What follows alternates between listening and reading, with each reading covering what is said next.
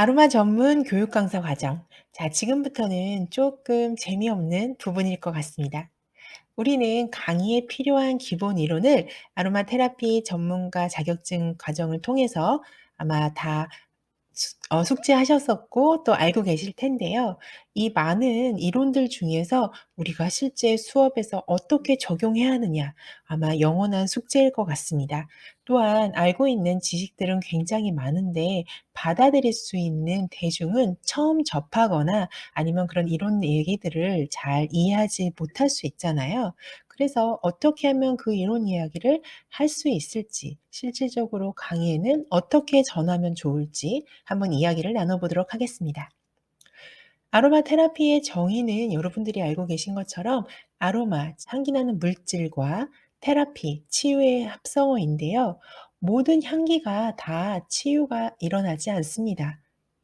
식물이 가지고 있는 식물의 에센스를 활용한 향기야말로 치유의 능력을 가지고 있는데요. 그러면 이 에센셜 오일은 무엇일까요? 저는 이런 식으로 접근을 하기도 합니다. 자, 그때 에센셜 오일의 정의를 이야기할 때 꼭 들어가야 되는 부분은 식물의 생존, 식물이 스스로 살아내기 위해 또는 식물이 스스로를 보호하기 위해 문구를 좀 활용하시는 게 좋은데 페퍼민트를 만지지 않았을 때는 아무 향이 나지 않지만 페퍼민트 잎을 문질렀을 때 비로소 향기가 납니다. 이런 예시도 이 이론을 설명하는 데 크게 도움을 줄 수 있습니다. 이 아래에 보시면 페퍼민트 잎을 현미경으로 확대하면 오일을 품고 있는 오일 주머니들을 발견할 수 있는데 잎을 만지는 순간 오일 주머니가 터지면서 기체로 바뀌어 공기 중으로 휘발됩니다. 말은 어렵지만 쉽게 얘기하면 식물이 공격받았다고 생각을 해서 몽글몽글 맺혀 있는 오일 주머니를 터뜨리게 됩니다. 그래서 페퍼민트 냄새가 나는 거예요. 이 페퍼민트 냄새가 나는 성분을 잘 모아서 만든 게 바로 에센셜 오일입니다. 요렇게 설명을 해 주시면 될 것 같아요.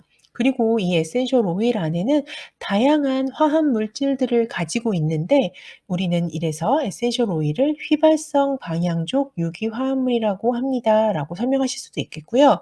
또는 요 아랫부분에 에센셜 오일 한 방울에는 수십 가지에서 1000가지가 넘는 화학 성분이 포함되어 있습니다. 요 부분을 또 설명을 하면서 휘발성 방향족 유기 화합물 요 이야기를 나눠도 될 것 같습니다. 또 에센셜 오일의 기본적인 특징을 설명을 할 때는요. 체험과 함께 하시면 좋거든요. 예를 들어서 우리가 라벤더 페퍼민트 체험 많이 할 때 손바닥에다가 떨어뜨려서 이렇게 찍어서 두피에 마사지를 하잖아요. 그런 다음에 여쭤봐요. 바르기 꺼려 하시는 분께 설명을 드려요. 자, 에센셜 오일은 휘발성이 매우 강하기 때문에 절대 머리가 기름지거나 떡지지 않습니다. 이렇게 설명을 할 수가 있겠고 뭐 때에 따라서는 그렇게 좀 끈적끈적한 것들을 이전에 만나 보셨다면 그거는 석금질되어 있어서 좋지 않은 에센셜 오일을 활용하셨던 거예요라고 또 이렇게 팁을 알려주면서 본인이 가지고 있는 에센셜 오일이 좋지 않은 거였음을 또 설명하는 방법도 비교하는 방법도 있을 수 있겠죠. 그리고 에센셜 오일은 기본적으로 항균, 항염 또 생리작용, 피부 미용, 심리적 특징을 가지고 있습니다. 이 부분을 설명을 할 때 바로 우리가 양리작용이 있어서 증상별로도 활용하실 수가 있지만 미용적인 부분으로도 사용하실 수가 있고 또 하나 어떤 순환을 돕거나 신체 내부의 기관의 기능을 향상시키는 데도 활용하실 수 있습니다. 무엇보다 좋은 향기는 기분을 좋게 만들고 어떤 마음의 병이나 그런 부분까지도 나아지게 하는 데 도움이 됩니다. 이 부분을 설명할 때 이 4 가지의 공통적인 특징을 설명할 수 있습니다. 때에 따라서는 이 4 가지의 성분을 설명할 때는 어떤 에센셜 특정 오일은 요런 데 기능이 더 좋습니다. 이 오일은 이런 데 기능이 좋습니다.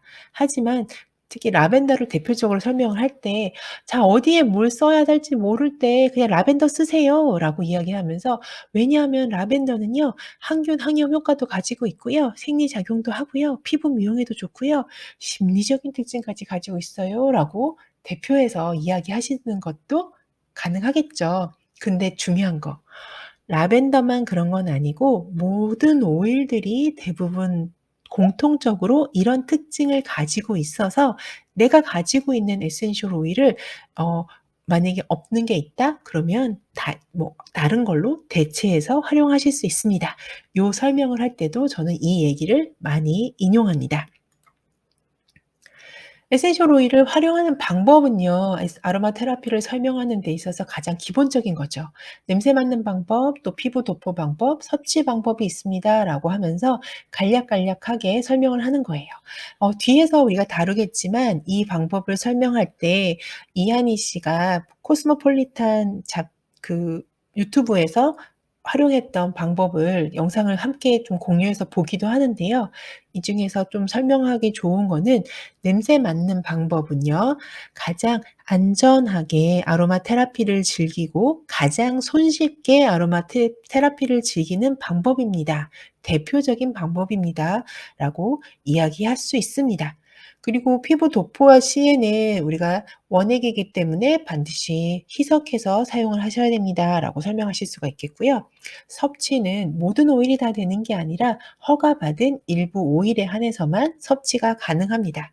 라고 간단하게 이야기할 수도 있겠고 이 부분을 실제 물에다 타서 함께 먹어보는 체험으로도 또 이렇게 연결해서 진행하실 수가 있을 거예요. 이 부분은 우리 교재나 아니면 자격증 과정에서 부분이라 간단하게 좀 정리해 봤는데요. 에센셜 오일을 국소적으로 바르기 좋은 신체 부위는 목, 이마와 관자놀이, 가슴과 복부, 팔, 다리, 발바닥, 손바닥입니다. 특히 발바닥과 손바닥의 경우는요. 모든 신경 방구가 여기에 다 들어 있다고 이야기를 하잖아요, 우리 신체의 모든 부위가. 뿐만 아니라 피부층이 두껍기 때문에 "안전하게 에센셜 오일을 활용하실 수 있다."라고 말씀을 좀 한 번 더 드려서 여기 손바닥이나 발바닥에 체험하는 거 이렇게 연결시키실 수가 있고요. 또 국소적으로 도포하는 추가적인 활용법은 반신욕도 있고 스포법도 있습니다."라고 알려드릴 수도 있습니다. 이 중에 스포법 같은 경우에는요. 만약에 삐었거나 할 때는 이런 냉찜질을 활용을 할 때 에센셜 오일을 물에 떨군 수건을 물에다가 잘 적셔서 몸에다가 올려 놓는 이런 방법도 있을 수 있겠고 피곤할 때 라벤더 오일을 떨군 물을 따뜻한 물을 해서 눈 위에다 올려 놓는다든지 순환을 돕는 데 활용을 한다든지 혹은 해열의 효과를 위해서 라벤더랑 페퍼민트를 떨군 물에다가 수건을 적셔서 이마나 몸을 좀 닦아내 주면 열이 떨어지게 된다든지 요런 방법들을 알려줄 때 활용을 설명을 할 수 있고요.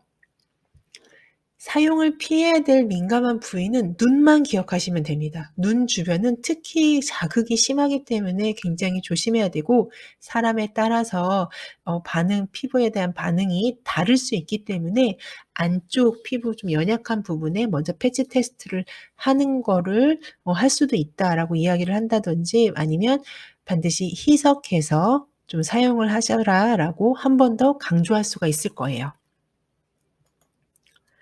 좋은 에센셜 오일 선택 방법. 자, 읽어보시면은 우리들이 다 아는 내용인데요.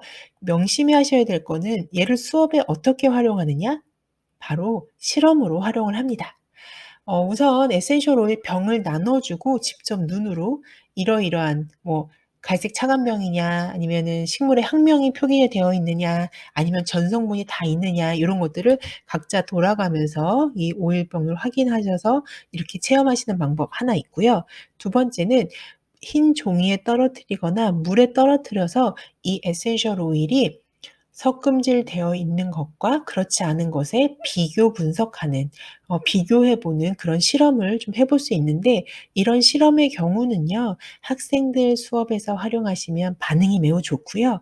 성인들의 같은 경우에는 한 번이라도 에센셜 오일을 구매하셨던 분들의 경험담을 들으면서 요 방법을 알려준다면 내가 가지고 있는 오일과 이전에 구매했던 오일과 우리가 지금 활용하고 있는 이 에센셜 오일의 차이 그리고 '아 이 오일이 왜 그렇거나.'라고 하는 부분을 또 설명을 해서 소통과 함께 설명을 할 수 있는 부분이어서 활용하시면 굉장히 좋고요.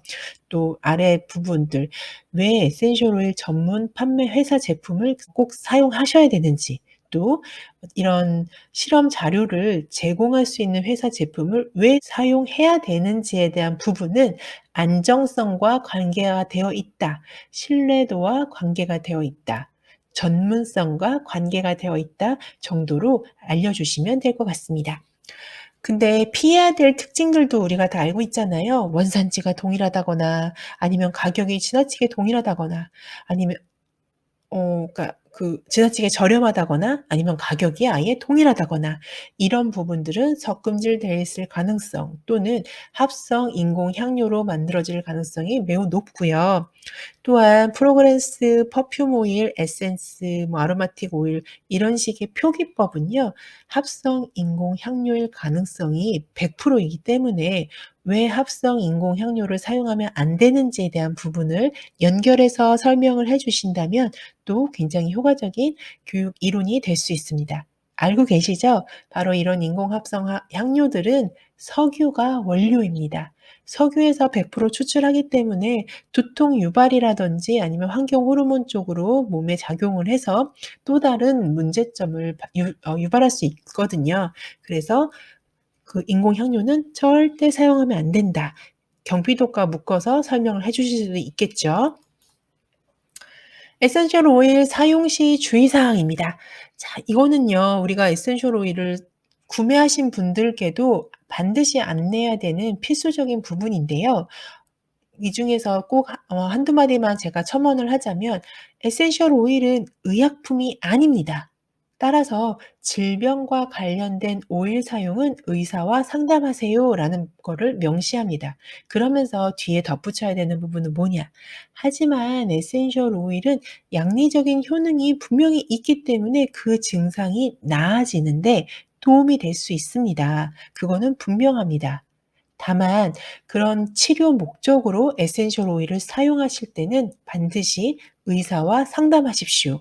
이런 이런 이야기를 꼭 드려야지만 에센셜 오일을 보다 안전하게 그 목적에 맞게 사용하실 수 있다고 생각합니다. 또한 정해진 사용 용량을 사용할 경우에는 인체에 도움이 되지만 과량 사용 시에는 두통이나 메스꺼움을 유발할 수 있다. 또 에센셜 오일은 100% 원액이기 때문에 희석해야 되는데 그 희석해서 사용할 수 있는 재료가 캐리어 오일이라고 하는 식물성 오일이 있을 수 있겠고 목욕용 소금이나 설탕, 알코올, 우유, 화장품, 세제 같은 것에 제품에다 섞어서 사용하실 수도 있습니다라고 안내를 합니다. 아래 부분은 직접적으로 제공된 활동 교재를 통해서 확인하시고 좀 숙지를 하시면 좋은데요. 너무나 좋게도 도테라 홈페이지에 가시면 에센셜 오일 안전하게 사용하기라고 하는 이런 이미지 파일을 누구든지 다운받으실 수가 있거든요. 이거를 다운받으셔서 가이드하시는 고객에게 사용하셔도 좋고 수업할 때 또 수업의 한 활동지로서 활용을 하고 함께 읽어 본다든지 이 부분을 설명을 한다든지 하실 수 있습니다. 꼭 기억하셔서 잘 활용을 하셨으면 좋겠고요. 에센셜 오일을 에 대한 설명을 할 때 지금 말씀드린 내용을 1 시간 안에 다 설명을 하는 게 아니라 여러 회기를 할 때는 좀 나눠서 설명을 필요할 때마다 조금 적용하듯이 여기 사용하실 수도 있겠고 또는 원데이에서는 이 중에 핵심적인 부분 예를 들어 식물이 생존하기 위해 만들어내는 향기 물질 이 정도 또 에센셜 오일 좋은 에센셜 오일을 고르려면 열과 빛과 온도와 그다음에 산소와 이런 것에서 조금 최소화시킬 수 있는 환경 이런 것들을 안내한다든지 그리고 직접적으로 실험을 해 본다든지 섞음질이 되어 있는지 아닌지 끈적이는지 아닌지 이런 느낌 같은 것도 함께 공유하고 이전에 자기가 구매했던 그런 경험담도 나누면서 좀 소통과 실험과 흥미 위주의 걸로 이론을 잘 풀어 가시길 바랍니다. 저희는 또 다음 이론으로 만나 뵙도록 하겠습니다.